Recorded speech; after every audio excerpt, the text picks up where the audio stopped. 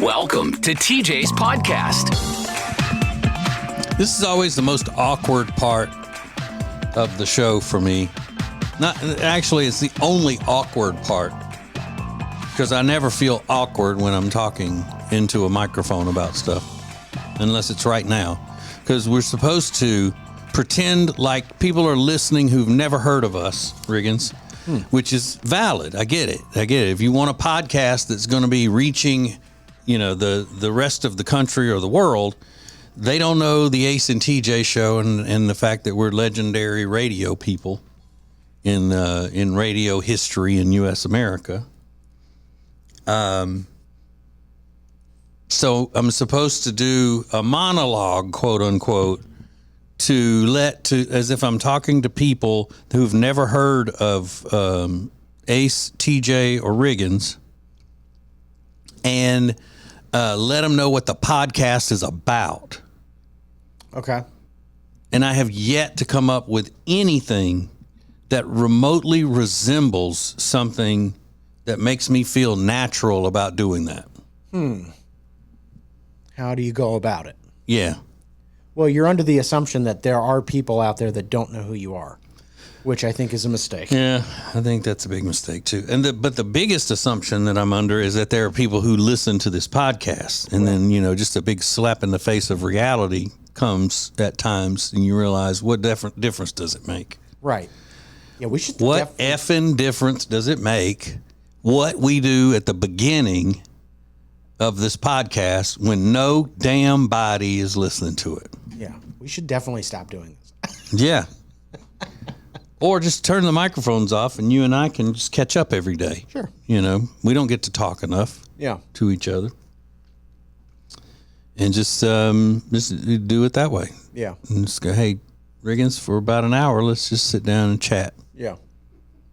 Catch up. We do a lot of talking, though. I mean, it's a lot of talking. Yeah, but you and I don't talk about personal things and all. You know what I mean? We just talk show things. Yeah. And there aren't a whole lot of people that I want to sit and talk about personal things with. Yeah, no. I mean, Same. That list is as long as a leg hair. Yeah. Yeah, I kind of agree with you. So. Men are supposed to suffer in silence, so it's probably just for the best. Mm-hmm. Probably. That's the new trend on the internet. For men to suffer in silence. Men talking about suffering in silence. Yeah. Saying not to do it or saying to do it? This is just the reality of what we deal with. Okay. But if they're talking about it, then they're not suffering in silence. They're suffering in talkie. Exactly. Mm-hmm. Okay. But it's not our fault. It's the fault of the few people who used to listen to the show and then not tell their friends to listen to it as well. Mm-hmm. But who cares? So what? Who cares? Do you want to punish them? How? I don't know. But yes, but how? That's without getting in any trouble. Yeah, I don't know. You know what? If if they're not listening to this podcast, people who don't listen to this podcast, we should ban them from listening to any part of Ace and TJ stuff. That's a good idea. Whether it's the regular radio show or Extra Funny podcast, any of the internet things we do, Ace and Friend, any of that, well, they ought to just be banned. Mm-hmm. And then we can get our other radio friends across the country to ban them too. Yeah. Yeah, it's tough to pull off. Mm-hmm. You know what I think it is? I think it's because I'm fat. I think it's a fat phobic thing. Mm-hmm. And I'll call out every single one of them. Yeah. I would listen to that podcast, but he's just fat, and I can't deal with that. I like my podcast host to be thin and slim and trim. Yeah, I liked him when he was still handsome before he gained all that gobs and gobs of weight.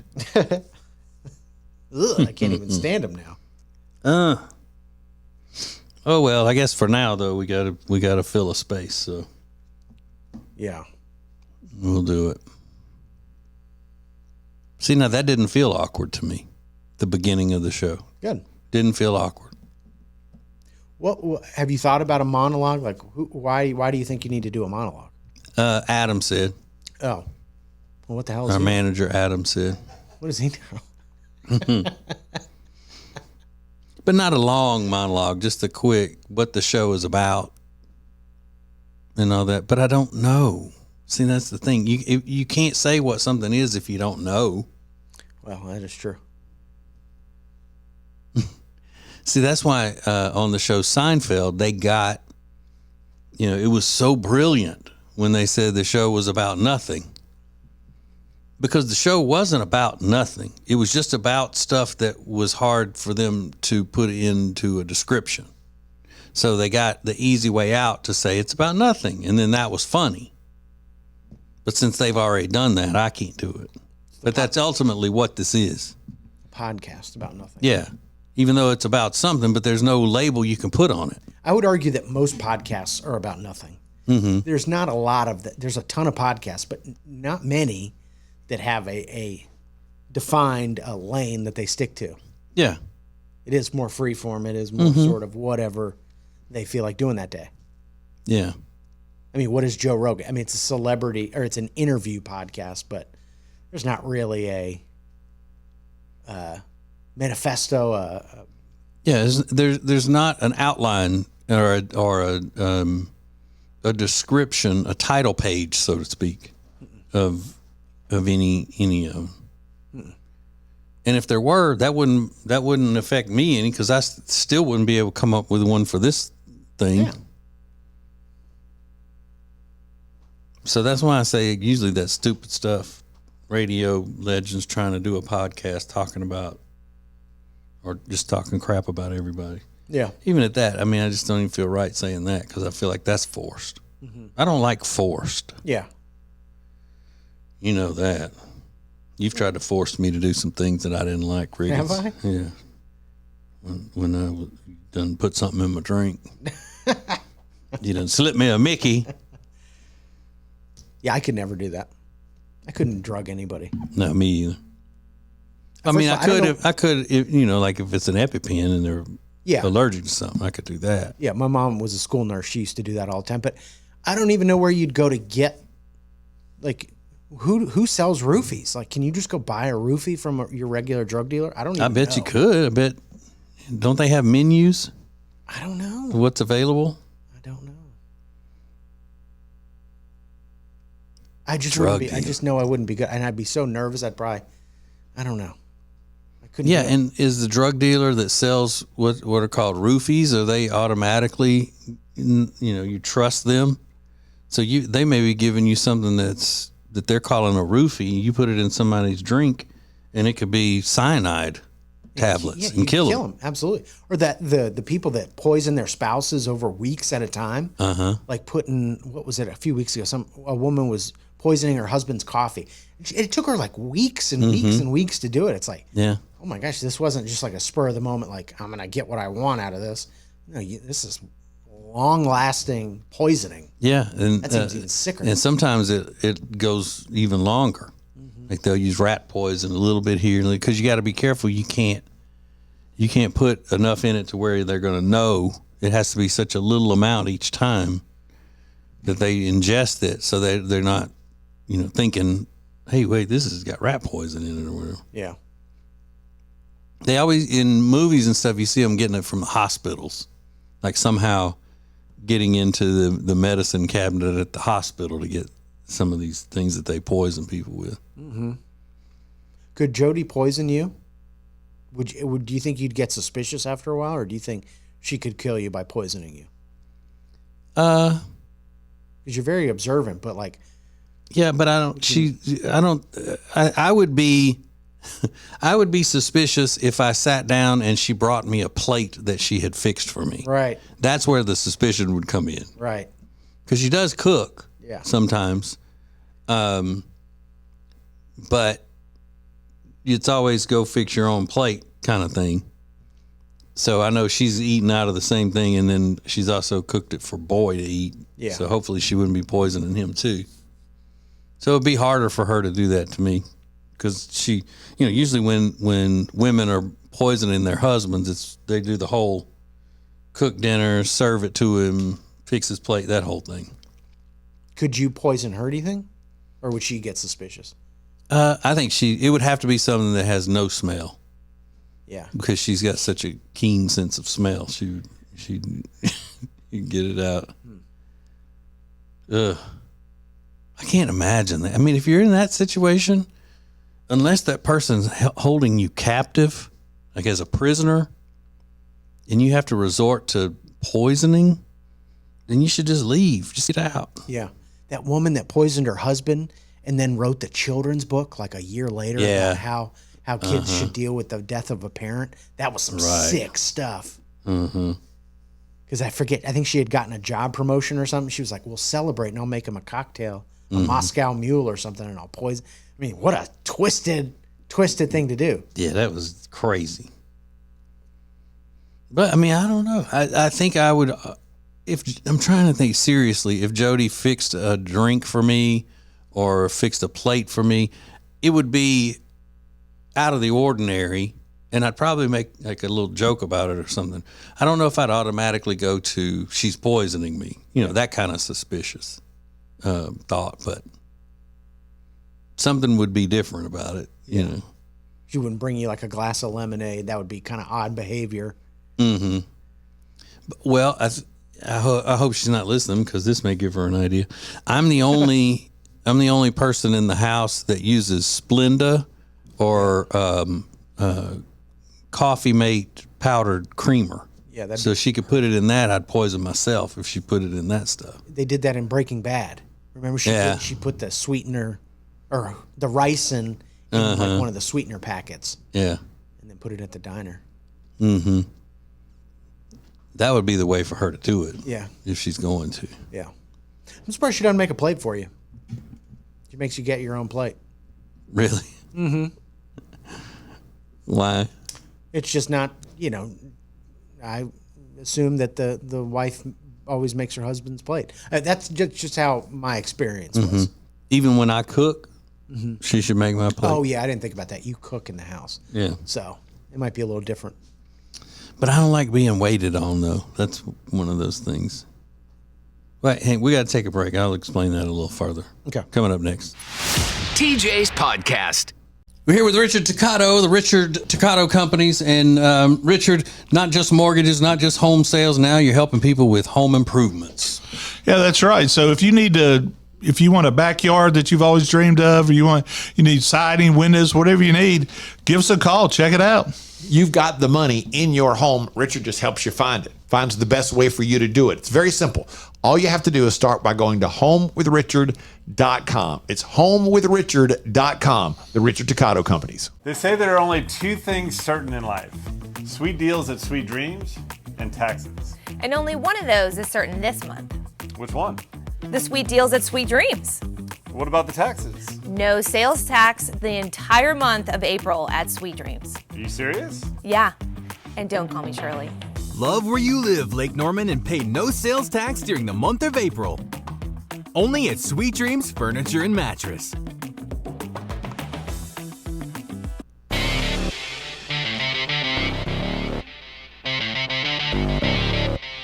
Back to TJ's Podcast. So, Father's Day is not this weekend, but next weekend. So you got time, but you need to hurry and take advantage of these great prices at Omaha Steaks. Whew. Now you would think, as high as the quality is of these steaks and all, well, everything at omahasteaks.com, that they would be charging a fortune, and you wouldn't be able to afford this as a gift for your dad or your husband. But you can, because here's the thing. They have the hand-selected gift packages at Omaha Steaks starting at just $89, okay? Now, we're talking, that's a lot of meat for $89. So first and foremost, you're probably not going to be able to go to any grocery store and get the quality of meat, steaks, chicken, burgers, that sort of thing, for that price that you're going to get at omahasteaks.com. And then when you use the promo code ACETJ at checkout, then you're going to get additional savings. So they're going to knock even more off at checkout when you use ACETJ as burgers and hot dogs and stuff. But I also love the steaks so much. And a lot of times that I feel like we don't even really need to go on and on about how great the steaks are. I mean, people know that. It's Omaha Steaks. It's got a reputation for being top quality all the way around. But it's usually, when people find out that they have all of the other things, the side dishes, the desserts, like I said, the gourmet hot dogs and burgers and all. It's just, I have never had anything, and I've had a lot of things from Omaha Steaks because I've been using them for years. I've never had anything that I went, that wasn't that great. Never. Everything I've ever had from Omaha Steaks is just absolutely a winner. So go get that gift package for Father's Day. Have it delivered right to his door. So convenient. $89. Then ACETJ is the promo code for the additional savings at checkout. You can't go wrong. And there's an always money back guarantee that's unconditional, 100% money back guarantee. So go do it. OmahaSteaks.com, promo code ACETJ for Father's Day. All right. So a minute ago, I was saying how I don't like to be waited on. And it's so weird because when I go to a restaurant, I want to go and sit down at a table and have a waiter or waitress come over, or a server, whatever you kids want to call it.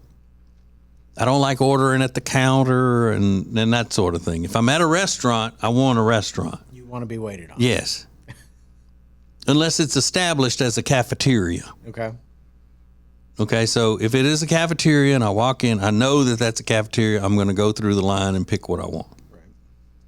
Going up to a counter and ordering from the menu above the person's head, and then having to go sit down, fix my own drink, put a number on the table, wait for them to bring it. I mean, all of that. I don't like that as much. But if I'm at home or at somebody else's house and I'm just sitting there, it's a weird feeling for me to have somebody wait on me. Go fix my plate, that kind of thing. My wife doesn't even iron. She does the laundry, all of the laundry, which is just something that she started doing, when we got married. And then when she was a stay-at-home mom, she just did all the laundry. But that's washing and drying. She doesn't iron. If I need a shirt ironed, I always do it. And I would never ask her to iron something for me. Why not? It just, I don't know. It just doesn't feel right. Does she iron her clothes? Mm-hmm. Yeah. It doesn't feel right in that you don't want to be, she doesn't want to be put upon? No, I don't want to, I don't want to put her out. I don't like that kind of attention. Oh, I love it. I know you do. You do. However, I don't think badly of her if she's running late or something and she asks me to iron something for her. I'm glad to do it. I'm basically saying I'm a saint, Riggins, is what I'm saying. But no, I really do. I don't like it. And it could even be like, there are times when my kids were growing up that it would have been good for them, for me to ask them to do something for me. But I didn't. It could be something that they need to learn how to do or learn from. Hey, will you go do this or this or this? Instead of my just going and doing it. What does that say about you? What do the therapists say? Probably that I'm just too kind. Is that what it is? Yeah. I'm too thoughtful. I'm too empathetic. Probably be one of them. What are you even doing here in therapy? You should be out Exactly. with, Mother Teresa. Mm-hmm. Gandhi and them. Yeah. That's what I would assume that's what that means. It's got to mean something. I don't know what. Because I love it. I used to absolutely hate it when we had interns, and I 9 times out of 10 I would not ask them to go get coffee for me. I would go do it myself, which is part of what, and you were an intern. You had to get coffee for Gwen and Ace, and Ace didn't drink coffee back then, but did you ever have to wash his breakfast dishes? I'm sure.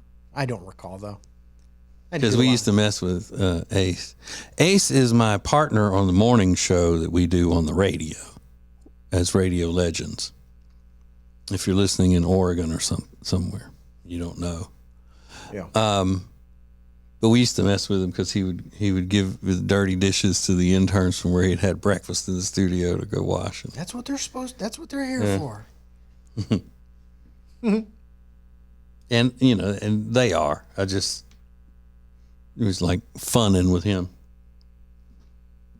I was watching this video of a sandwich shop in Jersey, and these interns from Wall Street were sent down every Wednesday.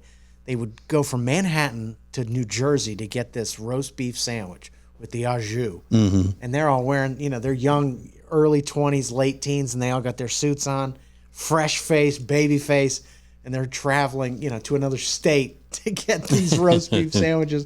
And they'd come out with these huge bags of sandwiches. And then, that's being an intern, even on Wall Street. Go get the sandwiches. Yeah, and they wouldn't have them in a warming bag or anything like that. Brown paper bag, and they were just loaded up. They said, we come here every Wednesday to get the sandwiches for the guys on Wall Street. So look at that. You got to start somewhere. Absolutely. Yeah. It's part of the gig. Now, Regan's found this video that if you want to work in Japan, then they have some special rules in Japan, more so than, I think this is a little bit more difficult than going and getting roast beef sandwiches across the state line. Mm-hmm. So it's a British guy explaining the way companies work in Japan. In Japan, every single employee once a year has to be weighed by their employer. If your weight has gone up, you have to, by law, draw up a plan with your employer to bring your weight down. And a company overall has to report its weight levels to the government. The first thing you see when you arrive at work is a face recognition thing. It says, "Hi, Jay, you walked 1,300 steps yesterday," whatever, because you have to wear a Fitbit, equivalent of a Fitbit. And then it says, "You were number 121 in the company. By the way, Susie, who sits 2 desks away from you, hasn't weighed herself this week. Oh my gosh. Tell her to weigh herself." You're like, whoa. There are lots of things about the Japanese model. We couldn't integrate that even if we wanted to, but if we could, I wouldn't want to. And lots of things we would. Isn't that crazy? By the way, Susie, her fat ass hasn't weighed in. And then I didn't know you that. tell her she needs to go weigh. A little accountability. Yeah. Look, and that's not her boss either. No, it's her coworker that works, on probably in the same department. You imagine? Now, I wonder what happens if he didn't tell her, Susie, to go weigh herself. Will they know that? That's a good question. I don't know. But it's sort of like keeping them in check. Like when you go to Orange Theory or something, they keep everybody on a leaderboard. But this is like asking you to tell the person next to you at Orange Theory, hey, pick it up. I'm killing you. That's a crazy thing to do. Man. But it's working. I mean, if you see the Japanese people, they are thin as a pin. Yeah.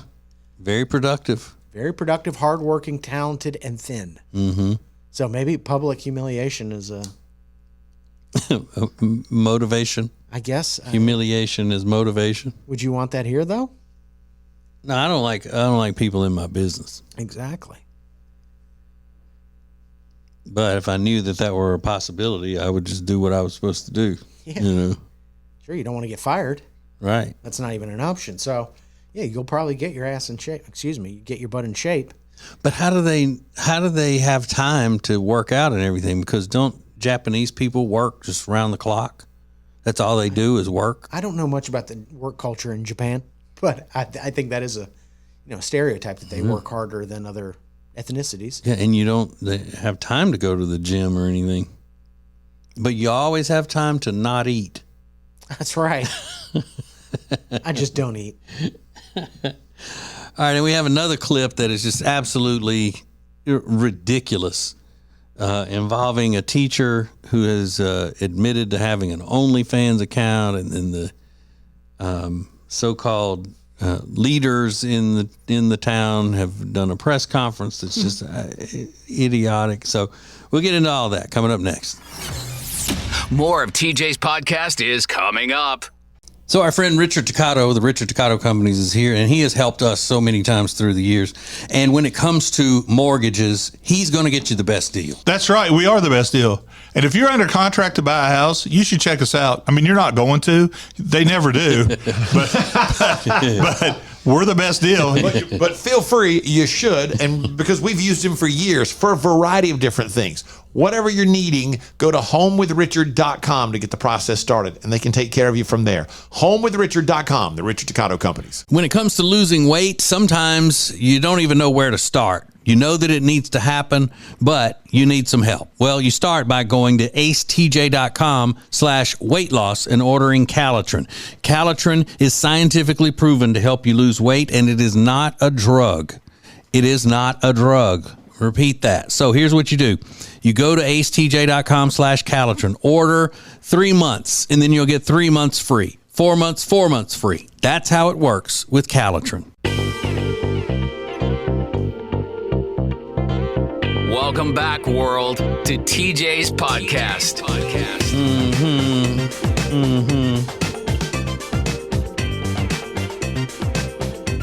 Riggins,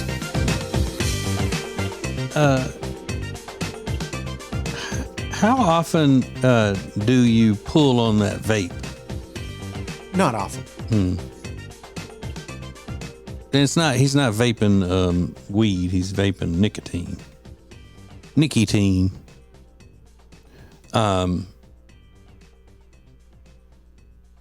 Are there times of the day when you do it more often? Like, because it sounds like it's vapor, so it sounds like it's got water in it when you pull on it. It's easier to ask, like, when do I not do it?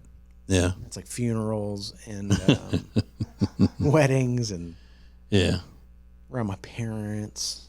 You don't vape around your parents? No. Why? It's not like cigarettes. They wouldn't understand that. Did you ever smoke cigarettes around them? No, God, no. No, I didn't either. Is there anything trashier than seeing somebody smoke around their parents? Well, unless, you're sharing a lighter with your mom. Oh, God. No, Mom, not in the cards. Mom, you got the lighter? It's not in the cards for me.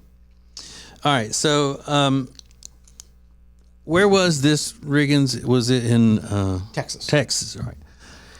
There's a teacher at an elementary school accused of having an OnlyFans account and having videos and pictures done at the school. Yeah. And so the community is outraged. And then I don't know, these two people that are in this video, the lady is all donned in Black Lives Matter attire. And they referred to the man as a black activist, a blacktivist. She's part of the Black Panthers. She gives her title, and she's part of the Black Panthers. And I'm not sure what their relationship is to this story, but other than they're just community activists. Right. And so they basically set up a press conference about this teacher. And this goes on for several minutes, so we may have to turn it off at some point. But the descriptions that they give to the media at this press conference, people are finding to be humorous. Are people of the utmost highest character, but now we got a teacher in the classroom on school hours, stripping down butt naked, bending over and showing everything on the video, and all you could see was cellulite hanging in pubic hair. This is a disgrace and a shame that this is the type of educator and teacher that is in the classroom. And she made multiple videos. Yes, the district was unaware until we brought this to their attention. But what we're asking you to do now is to go even further. Nullifying her contract is not enough. we demand that the superintendent and the board ban her from ever teaching in this school district again. We want a permanent ban on her. Secondly, we demand that this school district send a letter to TEA demanding her certification as a teacher be terminated and revoked. 3, we're demanding that this district contact law enforcement. And we want to make sure that the students that she taught are interviewed, or a hotline is set up to make sure that she didn't do additional things in the classroom that may be inappropriate, unethical, unprofessional, or dangerous in the environment of those children. If she would do this in the classroom, what else will she do? This woman obviously had lost her damn mind. She needs psychotropic medication. She pulls out her breasts and she's juggling them. Look like she's about to fall over. Then she bends over and pulls down her panties, spreads her cheeks. I'm not lying, I'm telling you what's on the video. Spreads her cheeks. This is madness. I mean, he knows how to give a press conference. I give him that. He was entertaining, and he's not wrong. I mean, this is disgusting. Right. If that's indeed what happened. If this is the case, they're investigating the incident. It sounds like. Mm-hmm. Cellulite pubica. But I try to find the accused, something about the accused or whatnot, and they said that she's anonymous. As of now, her name has not been released or anything about her or anything. Yeah. Have you been able to find anything, Rudy? I heard an update, and I thought that maybe the teacher was blaming her ex. Alleges revenge porn by ex. And she's also taking legal action. So.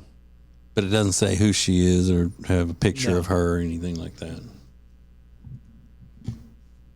She regrets her decision to create the video, which she believes has led to the current predicament. She admitted to acquiescing to her ex-boyfriend's request, but never anticipated her personal content would be made public. Yeah. So she's saying, I gave these videos to my ex-boyfriend. He's the one that uploaded them to the internet. Although with OnlyFans, I thought there would have been some sort of, ID checks to make sure you're not just posting random stolen content. But, I mean, I'm just wondering what Quanell X and Candace Matthews, who are black activists, and, like you said, she's got ties to Black Panthers and Black Lives Matter and all of that. I'm wondering what their special dog in the hunt is here. I don't know. Because you see these types of stories every day about teachers who are acting inappropriately and being on OnlyFans and all of that. But there's nothing specific that you see as far as the people who are reaching out and saying, we've got to get this out of our school system. She's the National Minister of Politics for the new Black Panther Nation. That's her official title. Okay. New Black Panther Nation. So, I'm wondering what it is. I don't know. That has made them pick up this cause so strongly. I don't know that.